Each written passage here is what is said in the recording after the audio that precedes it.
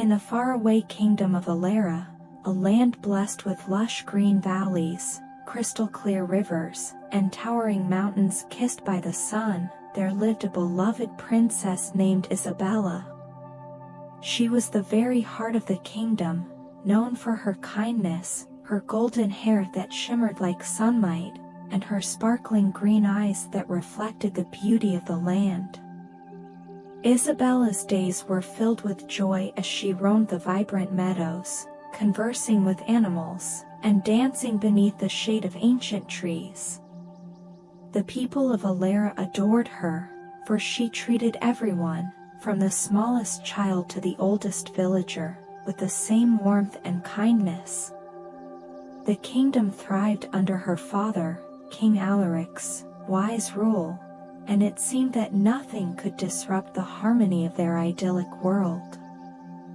However, one evening, as the sun dipped below the horizon and cast its last golden rays over the kingdom, a strange chill settled in the air. The skies, once painted in brilliant hues of orange and pink, began to darken unnaturally.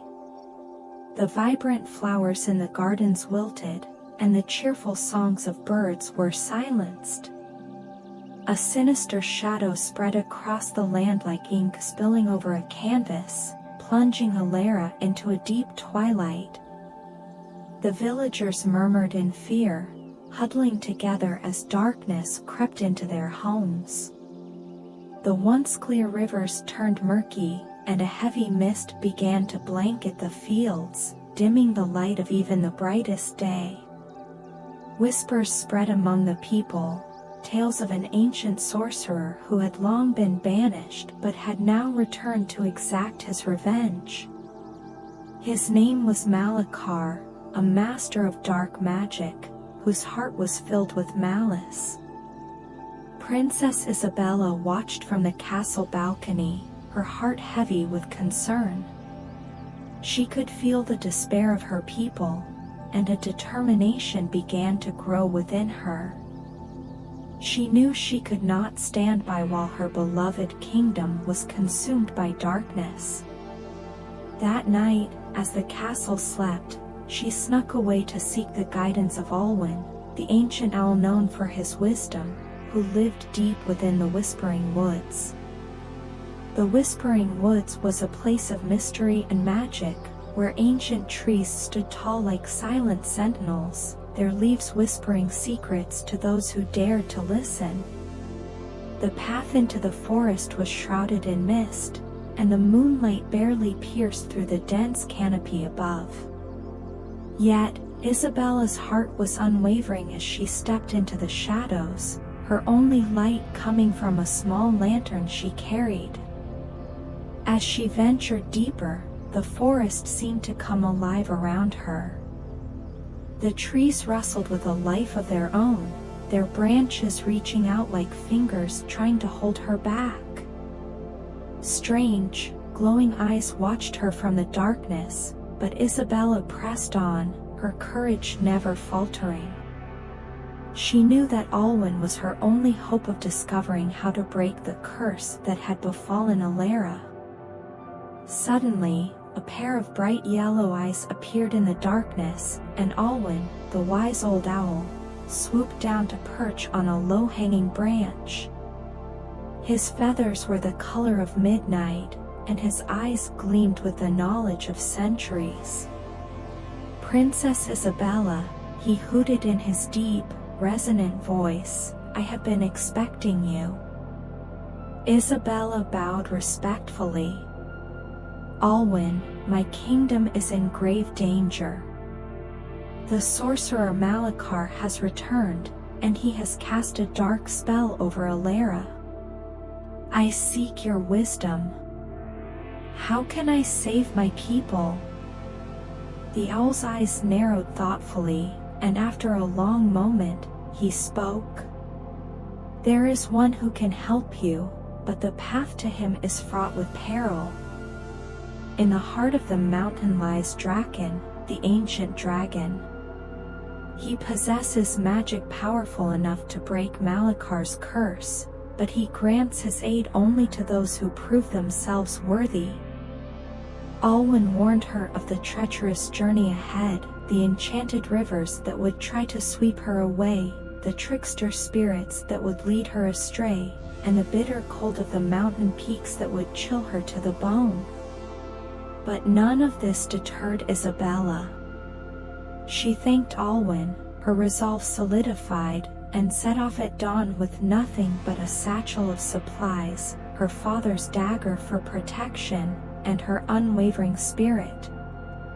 Isabella's journey took her through the wild lands of Elara, where the terrain grew more challenging with each passing day. After hours of trekking through dense underbrush and climbing over rocky hills, she reached the first major obstacle on her path, the enchanted river. This river was unlike any other, for its waters were said to be alive with magic, capable of showing illusions and playing tricks on the mind. The river was wide and swift, its waters glistening like liquid silver under the pale light of the twilight sky. As Isabella approached, the river's current seemed to whisper her name, tempting her to step closer. She remembered Alwyn's warning: those who were not careful could be swept away by the river's enchantments, lost forever in its depths. Determined, Isabella searched for a way to cross.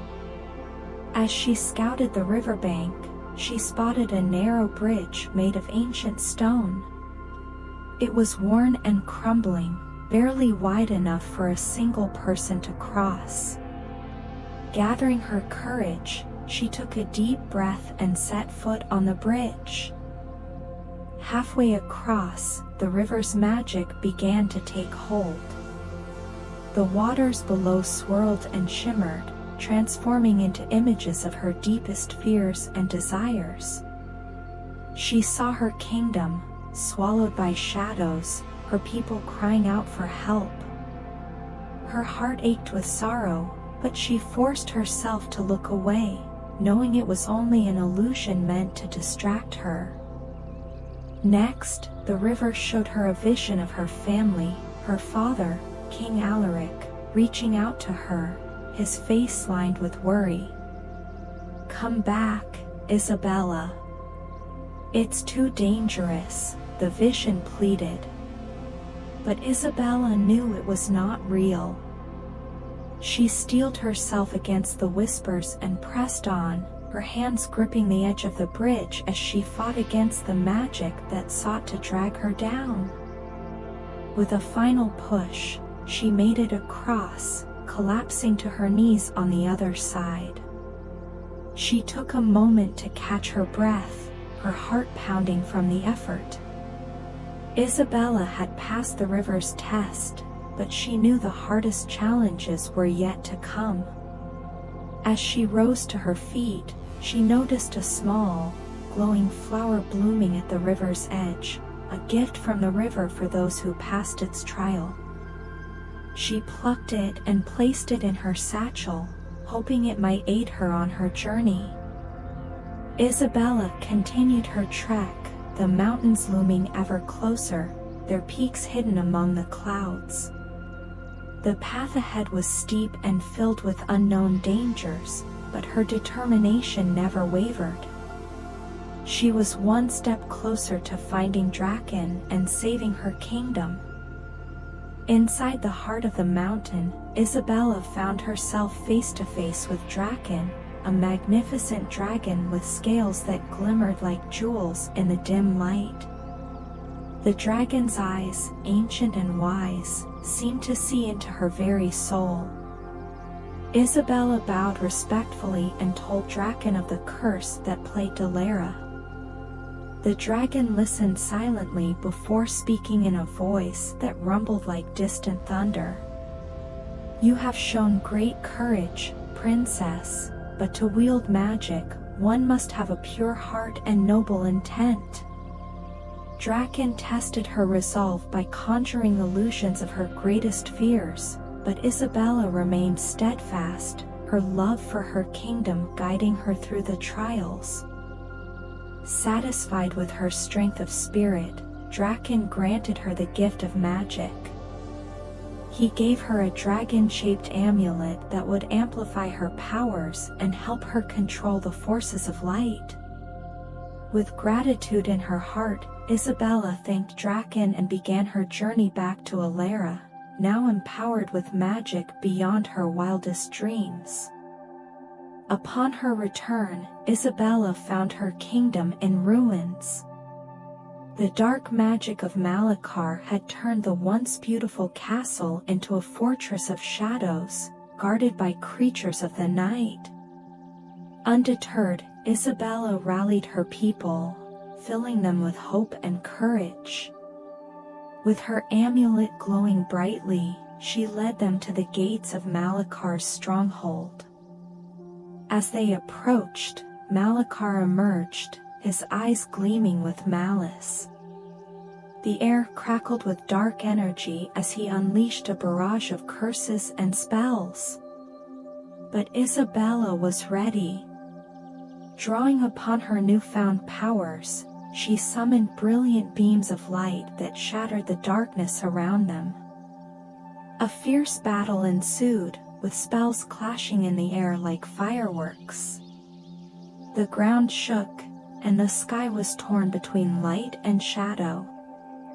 Isabella's magic, fueled by her love for her people, began to overwhelm Malakar's darkness. With a final burst of power, she cast a spell that enveloped him in a blinding light, banishing him from the kingdom forever. As Malakar's curse lifted, the skies above Elara cleared, and sunlight bathed the kingdom in a golden glow.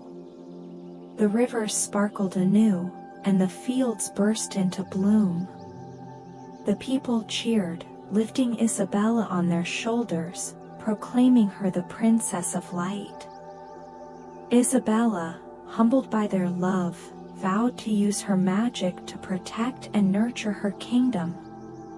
She planted a single crystal from Draken's cave in the castle garden, which grew into a radiant tree that would forever remind them of the power of light and love. Under Isabella's rule, Elara flourished, becoming a beacon of hope and magic in the world. And every year, on the anniversary of their salvation, the people would gather to celebrate the princess who brought them from darkness into light, their beloved Princess of Light, whose bravery and kindness saved them all.